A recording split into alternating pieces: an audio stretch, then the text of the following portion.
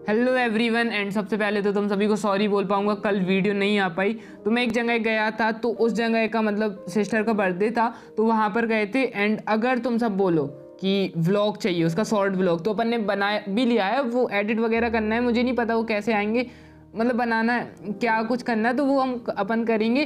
बाकी तुम लोग चैनल पर 500 सब्सक्राइबर कराओ यार, शेयर करो व्हाट्सएप पर, कुछ भी करो फ्रेंड्स वगैरह को, लेकिन उस पर कंप्लीट कराओ सब्सक्राइबर्स, ठीक है। लिंक ये चैनल पे जो नीचे लिंक आ रही है ना डिस्क्रिप्शन में, वहाँ पर दिया है, कमेंट्स बॉक्स में भी पिन किया है, तो आप लोग वहाँ पर डायरेक्ट जाकर देख सकते हो, ठीक है। रही बात फिजिक्स की, तो फिजिक्स में अपन लोग एक वीडियो आएगी 2 नंबर की, एक वीडियो आएगी 3 नंबर वाली, और एक वीडियो आएगी आपकी डायरेक्ट 4 और 5 नंबर वाली। तो ये बस कर लेना, ज़्यादा क्वेश्चन नहीं है, 8-8 10-10 क्वेश्चन है, वो बस कंप्लीट कर लेना, फिर देखना आपका कितना अच्छा पेपर जाता है। और इंग्लिश का जो कुछ बताया था यार पूरा आया, वो देखो माई मदर एट 66 वाला क्वेश्चन आया, बेंगल वाला क्वेश्चन आया, why was Firozabad famous question आया, द लास्ट लेसन से क्वेश्चन आया, ठीक है। उसके बाद द थर्ड लेवल से क्वेश्चन आया। अपन ने जितने क्वेश्चन आंसर आपको कराए थे सभी आए, है ना। तो ऐसे ही अपना फिजिक्स का भी आएगा, डोंट वरी, ओके। वैद्युत क्षेत्र की तीव्रता की परिभाषा मात्रक व विमा लिखिए। तो वैद्युत क्षेत्र में किसी बिंदु पर रखे धन परीक्षण आवेश पर लगने वाले बल की तीव्रता को वैद्युत क्षेत्र की तीव्रता कहते हैं। इसका मात्रक न्यूटन प्रति कूलम होता है, विमा mL/T-3 - 1 होता है, राशि सदिश होती है, कूलम का नियम जो कि बहुत इजी होता है एंड इसके चांसेस बहुत ज़्यादा हैं कि ये आए, ठीक है। सभी इंपॉर्टेंट है, एक तो सभी इंपॉर्टेंट ही क्वेश्चन है। तो कूलम के नियम के अनुसार दो बिंदु आवेशों के बीच लगने वाला वैद्युत बल दोनों आवेशों के गुणनफल के समानुपाती तथा उनके बीच की दूरी के वर्ग के व्युत्क्रमानुपाती होता है। एंड ये सब तुम लोगों को लिखने की नीचे वाला जरूरत है नहीं, बाकी ये चीज़ याद कर लेना, F बराबर 1/4πε0 Q1 × Q2/r²। ओके, चलो इसके बाद ये वाला क्वेश्चन है, एक समान वैद्युत क्षेत्र में द्विध्रुव पर लगने वाले बल आघूर्ण का व्यंजक प्राप्त कीजिए, ठीक है। यहाँ पर आप लोग ये कर सकते हो, लेकिन ये उतना इंपॉर्टेंट नहीं है। बाकी आप ये इतना डेरिवेशन देख लेना, बल आघूर्ण का जो सूत्र होता है लंबत दूरी एंड फिर नॉर्मल सा ये आ जाता है, ठीक है। ये उतना ज़्यादा इंपॉर्टेंट नहीं है, ना ही ये वाला इतना इंपॉर्टेंट है एग्जाम के पॉइंट ऑफ व्यू से, ठीक है। बाकी आपको दे दिए हैं, ठीक है। इसकी PDF अपन के व्हाट्सएप ग्रुप पर आपको मिल जाएगी, डोंट वरी, ठीक है। व्हाट्सएप पर सभी लोग ज्वाइन हो जाना और टेलीग्राम पर ज्वाइन हो जाना। चलो सिद्ध कीजिए कि एकांक आयतन में किसी समांतर प्लेट संधारित्र में संचित ऊर्जा U बराबर 1/2 ε0E² है। तो इसका क्या हो जाएगा, ε0E² है। तो ऊर्जा घनत्व का आपको सूत्र याद रखना है, आवेशित संधारित्र की प्लेटों के बीच प्रति एकांक आयतन में संचित स्थितिज ऊर्जा को ऊर्जा घनत्व कहते हैं। बस इतना याद रखना है, आवेशित संधारित्र की प्लेटों के बीच प्रति एकांक आयतन में संचित स्थितिज ऊर्जा को ऊर्जा घनत्व कहते हैं। बस इतना याद रखना है और ये सब कुछ नहीं याद करना। ये वाला क्वेश्चन उतना इंपॉर्टेंट नहीं है, तो कोई दिक्कत। अब आता है मोस्ट इंपॉर्टेंट क्वेश्चन, जिसके चांसेस मतलब 3000% है, तो इसको तो बहुत अच्छे से ही कर लेना तुम लोग। किरचॉफ के नियम लिखिए, तो दोनों नियम को तुम लोगों को करना है कि फर्स्ट नियम जो अपना होता है वो आता है, इस नियम के अनुसार किसी परिपथ में किसी भी संधि पर मिलाने वाली समस्त धाराओं का बीजगणितीय योग कैसा होता है, शून्य होता है। जिसमें ये 2 धाराएं होती हैं जो अंदर की ओर जाती हैं, बाकी 3 धाराएं बाहर की ओर जाती हैं, ठीक है। चलो इसके बाद आता है किरचॉफ का द्वितीय नियम। तो ये थोड़ा सा मतलब इसको थोड़ा सा समझने की ज़रूरत रहती है, तो ये भी ऐसा कर लेना, ठीक है। ये फर्स्ट पास में और ये सेकंड पास में। फर्स्ट पास मतलब ये यहाँ से अगर आप लोग नंबरिंग डालना चाहो ABCDEF, ठीक है, तो ऐसा हो जाएगा, ओके। फिर इसके बाद आता है बायो सेवर्ट का नियम। ये तुम लोग को डायरेक्ट ऐसे पूछ लिया जाएगा कि चुंबकीय क्षेत्र की तीव्रता से बायो सेवर्ट का नियम का निगमन कीजिए, कुछ भी करके पूछ सकता है वो तुमसे, ठीक है। मेन तुम्हें ये याद रखना है कि इस नियम के अनुसार किसी धारावाही चालक के छोटे भाग डेल्टा L के द्वारा किसी बिंदु P पर उत्पन्न चुंबकीय क्षेत्र डेल्टा B निम्न बातों पर निर्भर करता है, ओके। चलो इसके बाद ये first point, second, third and fourth, ठीक है। इसके ये चारों पॉइंट आपको देख लेने हैं। यह जब वैद्युत धारा I पर, यहाँ पर देख लो, जब वैद्युत धारा I के अनुक्रमानुपाती होता है, फिर जब डेल्टा L के अनुक्रमानुपाती होता है, फिर साइन थीटा के अनुक्रमानुपाती होता है, फिर डेल्टा L तथा P के बीच की दूरी के आर के व्युत्क्रमानुपाती होता है, एंड फिर सभी को मिला देना है, अपना आंसर आ जाएगा, ठीक है। दोनों नियम कर लेने हैं, विद्युत चुंबकीय प्रेरण के फैराडे के नियम।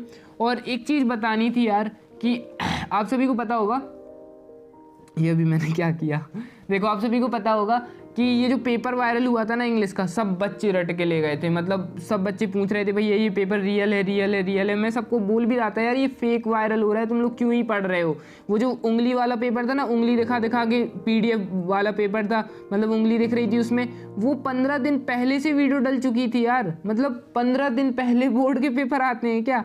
बाकी ये है कि आधे एक घंटे पहले पेपर आ जाते हैं, ऐसा नहीं है कि अगर ना आए, अगर आ जाते हैं तो आप लोग क्या किया करो कि देख लिया करो एज अ प्रैक्टिस, ठीक है। ऑब्जेक्टिव देख लिया करो, मैं ये नहीं कह रहा हूँ कि उसके भरोसे रहो, आ जाते तो देख लेना ऑब्जेक्टिव, ठीक है, एज अ प्रैक्टिस, ठीक है, एज अ इम्पॉर्टेंट, ये नहीं कि उस पर ही डिपेंड होना भैया हमने साल भर पढ़ा वो चीज़ इंपॉर्टेंट नहीं रखती, जो हमें पेपर मिला वो गलत क्यों है, तो यार उसमें अपना क्या हक है यार, है ना।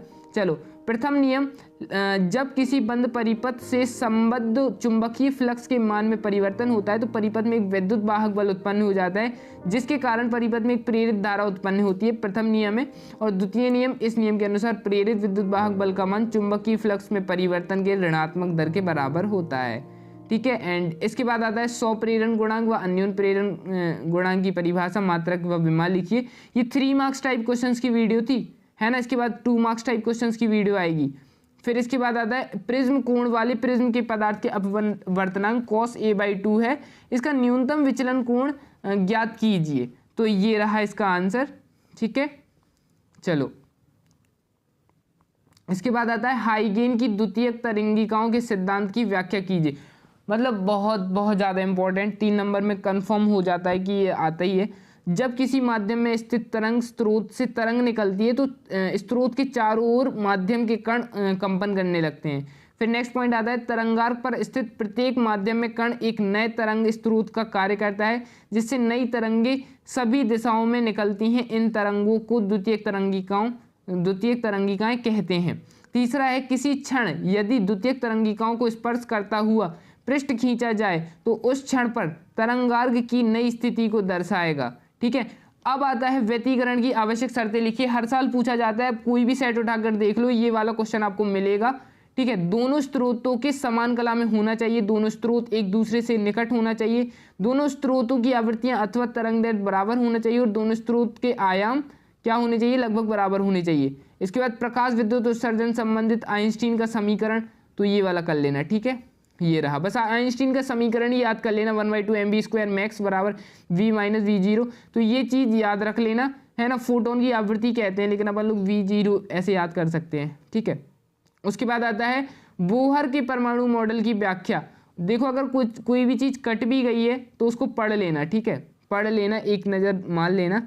उसके बाद नाभिकीय संलयन क्या है, तो जब 2 या 2 से अधिक हल्के नाभिक परस्पर मिलकर एक भारी नाभिक का निर्माण करते हैं तो इस प्रक्रिया को नाभिकीय संलयन कहते हैं। और नाभिकीय विखंडन क्या है, जब किसी भारी नाभिक पर न्यूट्रॉन की बमबारी की जाती है तो वह 2 बराबर नाभिकों में टूट जाता है, इस प्रक्रिया को नाभिकीय विखंडन कहते हैं। फाइनली 3 मार्क्स के सभी क्वेश्चन अपने कंप्लीट हो गए, 1-2 न्यूमेरिकल और आते हैं तो उनको आप कर लेना।